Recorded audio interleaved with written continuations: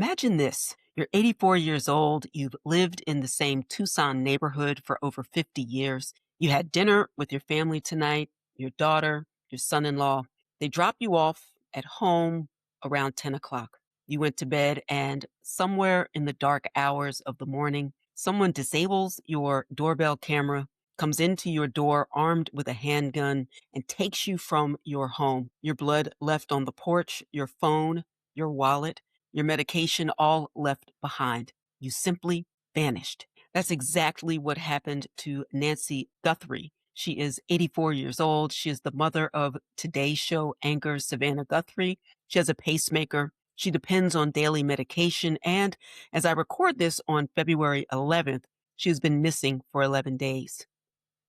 Then came the ransom demand, $6 million, not in cash, in Bitcoin, sent to a specific wallet address with a deadline. And that demand tells me something very important about whoever did this. They don't understand how Bitcoin works, because if they did, they would never have used it. Welcome to a special breaking news episode of Confidently Crypto. I'm your host, Professor Tanya Evans, and today we are covering a case that has gripped the nation. And we're going to talk about why the Bitcoin ransom demand might be one of the biggest mistakes this criminal made.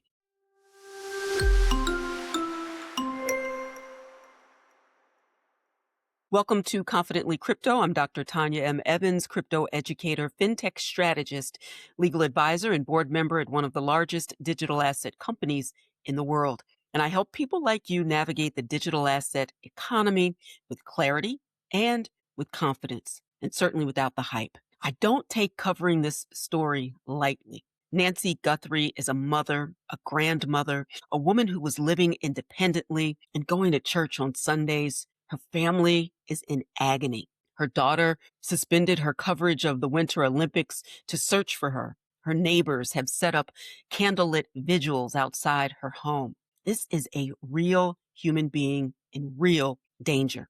My prayers, and I know yours, are with that family. And I also know that when crypto shows up in a national headline, the narrative gets shaped fast. And right now, the dominant story is Bitcoin helps criminals hide. And that's what the pundits are saying. That's what the skeptics are amplifying.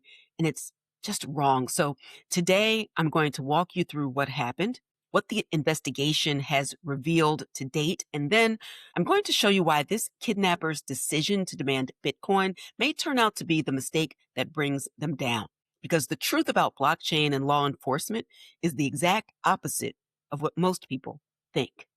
If this episode changes how you understand crypto and crime, please share it, subscribe, leave that 5-star review. The truth needs to travel faster than the myth.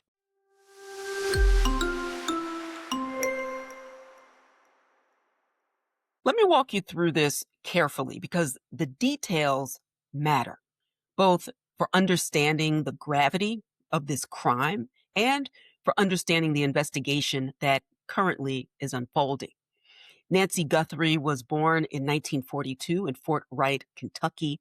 She moved to the Tucson area in the early 1970s with her family. Her husband, Charles, died in 1988 during a mining exploration in Mexico. She raised 3 children, Savannah, Annie, and Cameron. By all accounts, she is mentally sharp, independent, and deeply connected to her community. She's 84 years old. On Saturday evening, January 31st, Nancy had dinner with a family at her daughter Annie's home. Her son-in-law, Tommaso Scioni, dropped her off at her house in the Catalina foothills at approximately 9:50 p.m. And he is the last known person to have seen her. At 1:47 a.m. on Sunday, February 1st, her Nest doorbell camera disconnected. At 2:12 a.m., the camera software detected a person, but because Nancy didn't have a paid cloud subscription, no video was saved. When she didn't arrive at a friend's home for their regular online church service that morning, the friend, of course, called the family. Annie and other relatives went to Nancy's home around 11 a.m. The door had been propped open. Her phone was inside. Her wallet was inside. Her daily medication was inside. Her car was in the garage, but Nancy was gone.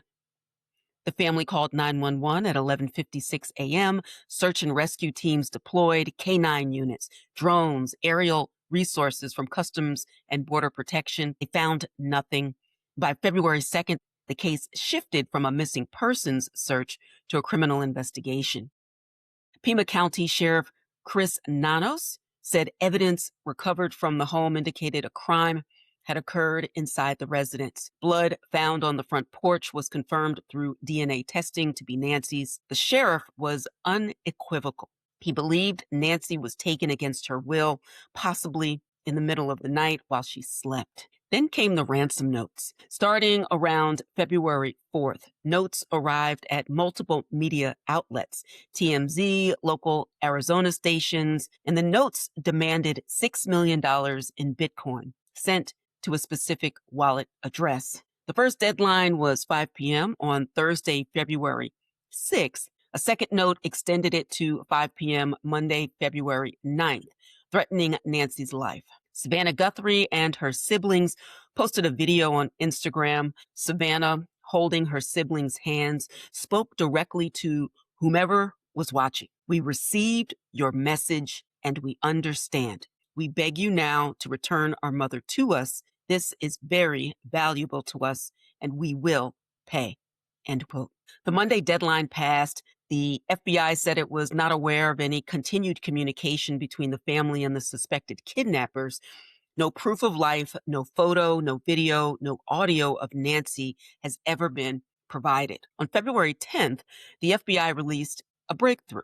Recovered surveillance footage from Nancy's doorbell camera pulled from residual back-end data that had been thought permanently lost. The footage shows a person wearing a ski mask, gloves, and a backpack with a holstered handgun visible on their waistband, approaching Nancy's front door in the early mornings of February 1st. The person cups the camera, walks to the yard, returns, and attempts to cover the camera with a plant pulled from the garden. The Guthrie family was shown the video. They did not recognize the individual. And hours later, a man was detained near the U.S.-Mexico border during a traffic stop in Rio Rico, Arizona, about 60 miles south of Tucson. Authorities searched his home and vehicle under a court order. The man, a 36-year-old delivery driver who was identified only as Carlos, said he was detained for several hours, told investigators he had never heard of Nancy Guthrie, and was released without charges. The FBI Director Kash Patel has stated the Bureau is looking at multiple persons of interest. TMZ reported receiving yet another note, this one from someone claiming to know the kidnapper's identity and demanding 1 Bitcoin for the information. That note was forwarded to the FBI. And as I sit here recording this on February 11th, Nancy Guthrie has been missing for 11 days. No arrest has been made. The investigation is active, fast-moving, and far from over. And by the time you hear this, there may be significant new developments. So please check our show notes and my Substack at advantageevans.substack.com for the latest. But right now, I want to turn you to the Bitcoin ransom because it reveals something critical about the person who did this. Whoever kidnapped Nancy Guthrie is clearly willing to commit a horrific crime.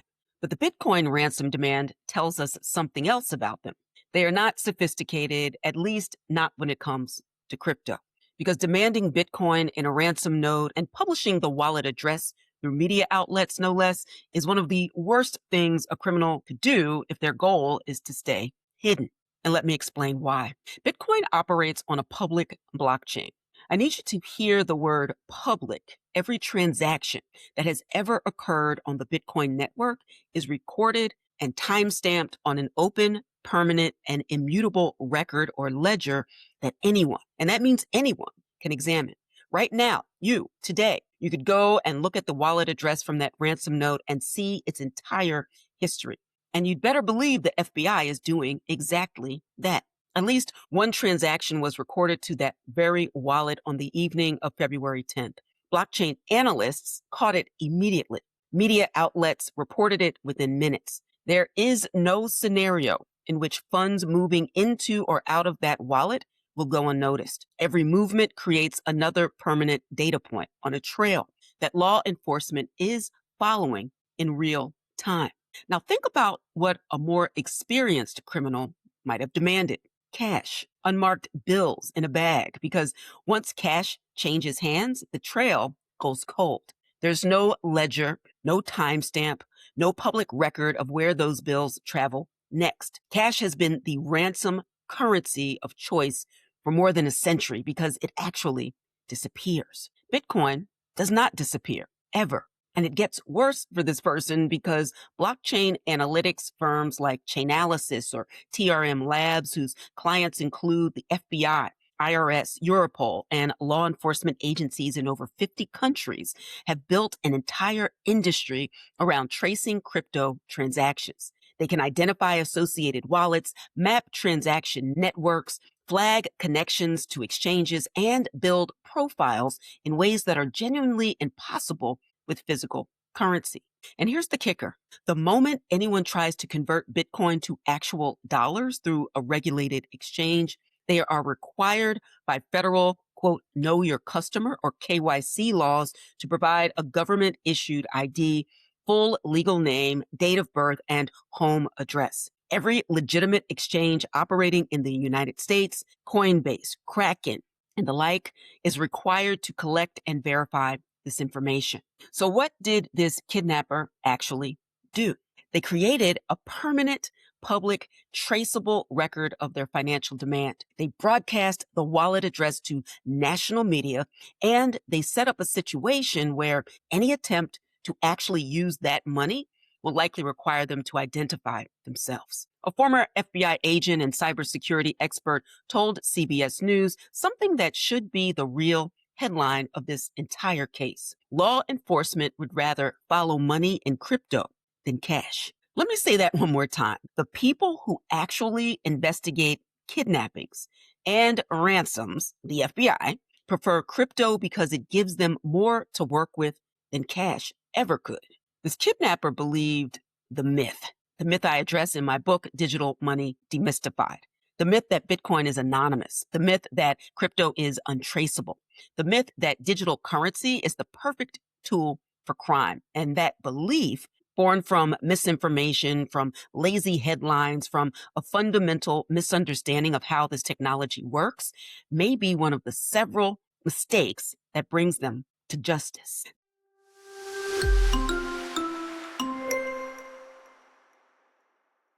Now, this case has brought every anti-crypto myth back to the surface. So let's put them to rest one by one.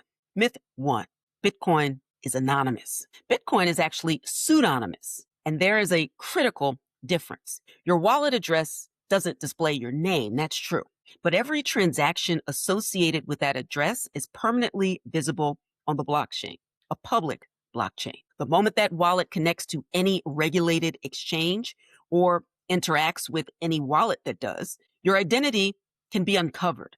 The pseudonymity is a thin veil, not a fortress. And law enforcement has gotten extraordinarily good at pulling it back. Myth 2: criminals prefer crypto because it helps them hide. The data tells a very different story. According to Chainalysis, illicit activity accounts for less than 1% of total cryptocurrency transaction volume. Meanwhile, the United Nations Office on Drugs and Crime estimates that between 2 and 5% of global GDP, that's up to $2 trillion a year, is laundered through traditional financial systems: cash, usually USD, wire transfers, shell companies, real estate. So if we're going to have an honest conversation about which financial system criminals actually prefer, the numbers are clear and they don't point to crypto.